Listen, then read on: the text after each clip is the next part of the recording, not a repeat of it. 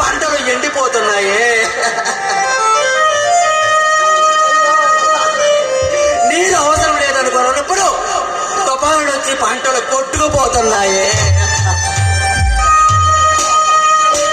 అయ్యో అయ్యో భగవంతుడా, వీటన్నిటినీ అధిగమించి ఎంతో కొంత పంట ఆ మార్కెట్కి పట్టుకెళ్తుంటే ఈ దళారీ వ్యవస్థ రూపాయికి ఇస్తావా, 10 రూపాయలకి ఇస్తావా అని మా బతుకులతో ఏలం చేస్తున్నారు.